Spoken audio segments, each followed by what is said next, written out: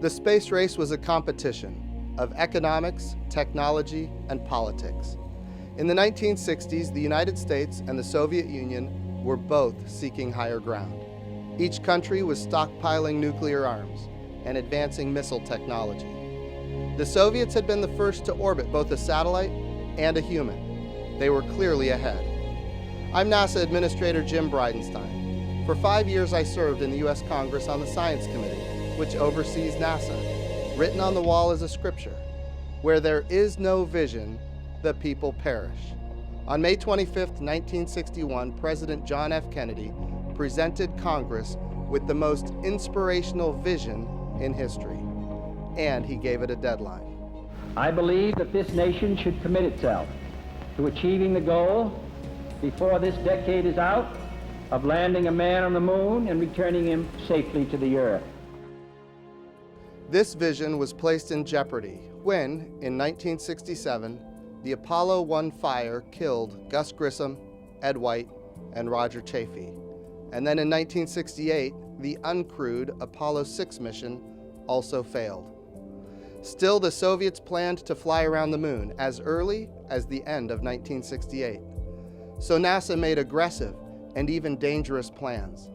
The plan was to skip 2 Apollo test flights, drop the moon lander, and go directly to lunar orbit with humans. At a time when nobody had ever flown more than 850 miles above the Earth, NASA planned to fly 240,000 miles to the moon. NASA considered the risks. The Saturn V rocket had never flown a crew before. Its previous mission was a failure. Critical components were not ready, such as mission control, communication networks, software and instrumentation. Trajectories and navigation were not even understood, let alone calculated.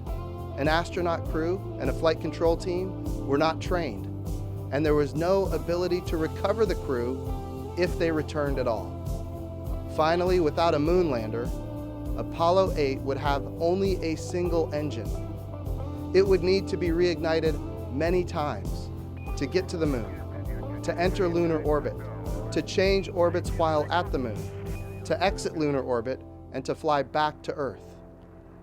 In the previous mission, that single engine failed to reignite even once.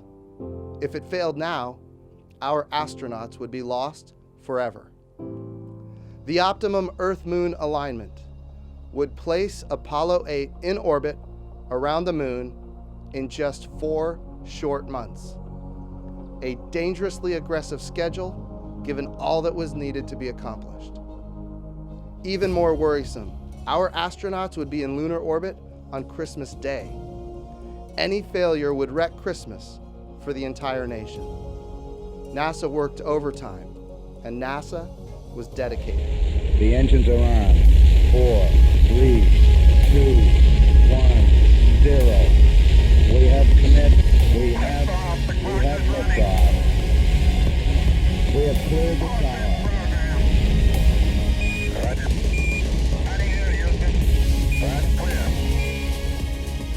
On Christmas Eve, Frank Borman, Jim Lovell, and Bill Anders were the first humans to orbit the moon and the first humans to see an Earthrise above the moon's surface. As they orbited the moon, they made their last broadcast before attempting to reignite their single engine to return home. This broadcast was seen or heard by 1 out of every 4 people on the Earth, including the people behind the Soviet Union's Iron Curtain, where Christmas was still illegal. This was their message. For all the people back on Earth, the crew of Apollo 8 has a message that we would like to send to you. In the beginning, God created the heaven and the earth. And the earth was without form and void, and darkness was upon the face of the deep. And the Spirit of God moved upon the face of the waters. And God said, "Let there be light." And there was light. And God saw the light, that it was good. And God divided the light from the darkness.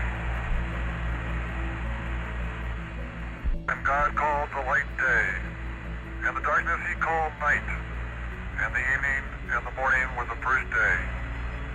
And God said, let there be a firmament in the midst of the waters. Let it divide the waters from the waters. And God made the firmament, and divided the waters which were under the firmament from the waters which were above the firmament. And it was so. And God called the firmament heaven, and the evening and the morning were the second day.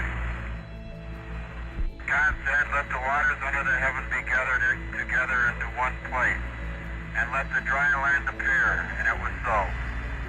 And God called the dry land earth, and the gathering together of the waters called he seas. And God saw that it was good. And from the crew of Apollo 8, we close with good night, good luck, a Merry Christmas, and God bless all of you on the good earth.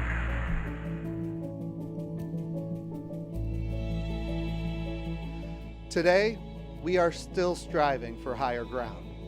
This time, we're doing it with our international partners, including Russia. This holiday season, remember NASA's daring feat of 1968. Think about the people who risked their lives and the people who gave their lives to preserve our freedoms, including the freedom to celebrate Christmas. Merry Christmas, Happy Holidays, Happy New Year's, and Ad Astra.